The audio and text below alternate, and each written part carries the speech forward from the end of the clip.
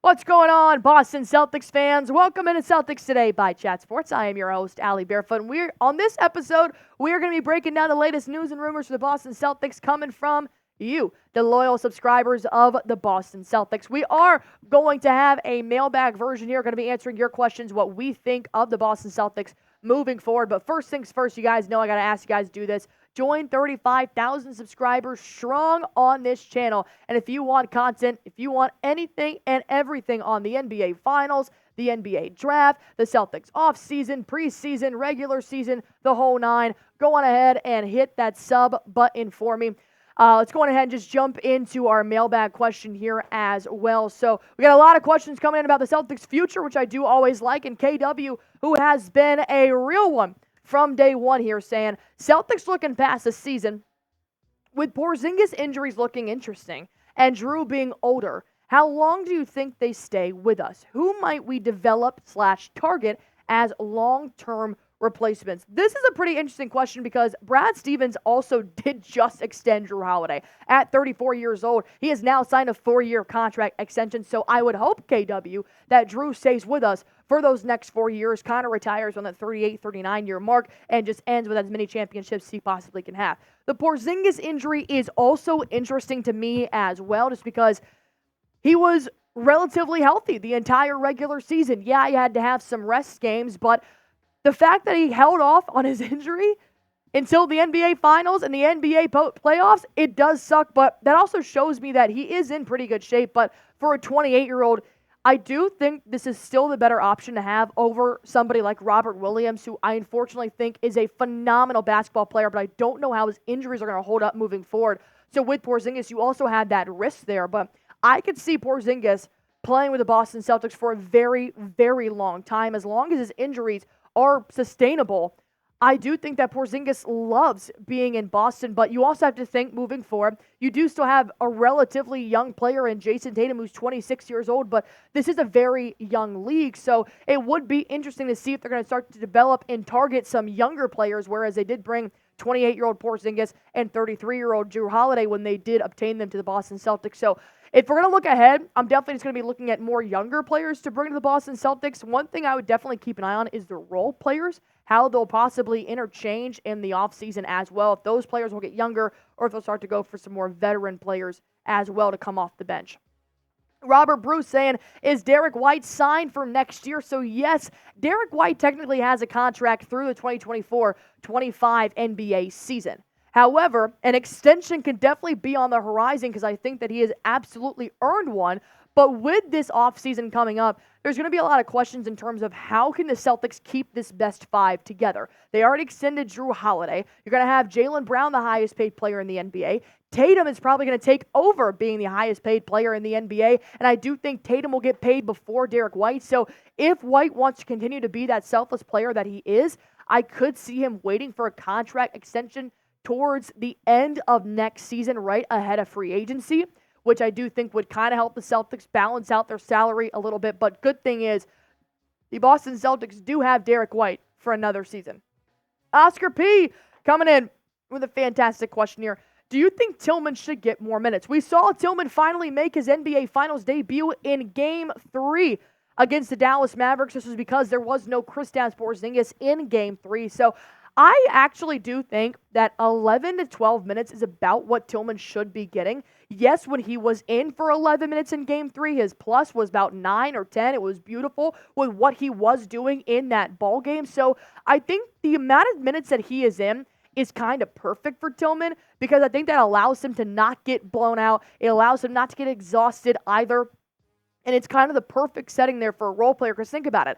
Pritchard and Luke Cornett don't really play any more than 11 minutes unless they absolutely have to. But I think in those 11 minutes, what Tillman can do, I think, is going to set the tone here moving forward for the Boston Celtics in the NBA Finals. Jory Smith coming in with another question here, thinking more about the Celtics' future. Do you think the Celtics can come back to the finals with their roster right now? I don't see why not. They did it once before. They clinched the NBA playoffs berth in March. They have the best regular season record by a landslide. They took the Eastern Conference by storm with about 12 games ahead of number 2. I think that is the goal for Brad Stevens. That should be the goal for Brad Stevens, is to try your absolute hardest to keep this 5 together.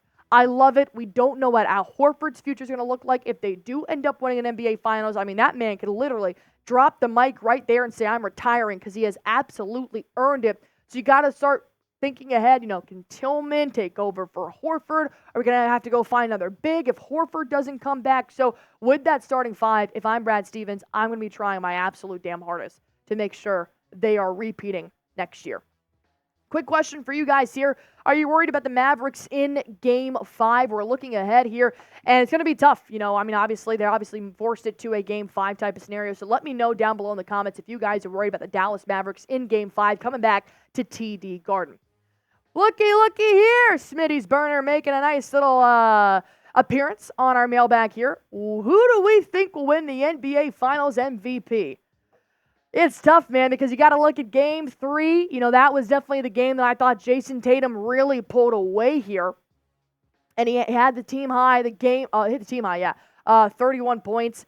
And, you had that with Jaylen Brown, who also had 30 points in there. I think on the safe side, I do think Jaylen Brown's going to be the NBA Finals MVP. I think he's been so efficient on every single box score stat that he possibly could. I also think what's a really good storyline here is that not one ESPN analyst predicted Jaylen Brown to win the NBA Finals MVP. It was like Tatum, it was Irving, it was Luka. Everybody's sleeping on Brown, which I think has given him a little bit of juice there. He's a little bit older than Tatum, and he just won the Eastern Conference Finals MVP. So I'm going to go with JB, but there could be an argument for several players in the Boston Celtics.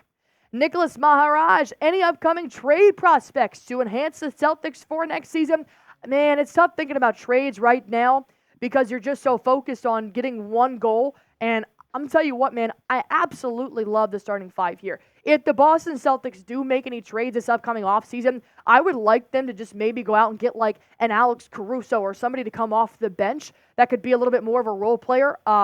I would be looking at more so the 6, 7, 8, 9, 10. Plus, you got to think, like I said, if Al Horford ends up not coming back next season, if the Celtics do win the NBA Finals, which is a possibility, being 38 years old, you could possibly make a trade for an Andre Drummond or somebody like that, although I do believe Drummond is entering some sort of free agency here. So I don't know the exact players that are entering into the free agency per the trade market right now because I'm just focused on winning the NBA Finals. But I definitely think if Al Horford doesn't come back, my top trade target would be to bring in another big.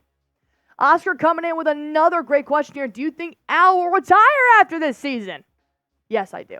I do think he will. If he doesn't, I mean, this guy eats, sleeps, and breathes basketball. But being the 38-year-old Dominican father of 5 that we all know and love, got to emphasis on the father of 5 there. I think he probably wants to be with his family. We have seen his son. Remind me his son's name again? His dad's name is Tito, yeah. His son's name, I forget his son's name, but he's been at the game with Al Horford, in the NBA series, the playoff series. So I think that he's trying to keep his kids a part of this game with him. But I do think that if he does win, I mean, he's got everything he needs. If he gets that ring, man, I think he has played his ass off. He has helped grow Jaylen Brown and Jayson Tatum on the Celtics for years, and he's just grown these men to be mentors that he is. So I think, respectfully, Al Horford should retire after they do win the NBA Finals, if they do win the NBA Finals. But that's going to be up to Big Al. It's going to be sad to see him go if he does. Dylan Erickson coming in. How are we celebrating if they win it all?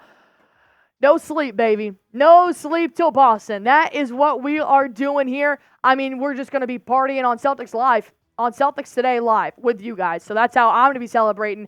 Hopefully, maybe I'll bring one of those little confetti poppers or something like that. I mean, we can go all out. Join us live, Celtics Today, for Game 5 on Monday. Going ahead, and as always, follow me on Twitter if you guys haven't already, at ARBarefoot. I tweet my live thoughts. I tweet the latest injury updates, the latest quotes from sports doctors, from Shams Charania, Adrian Wojnarowski, everything you guys need to know about the Boston Celtics. You can also find on my Twitter, at ARBarefoot.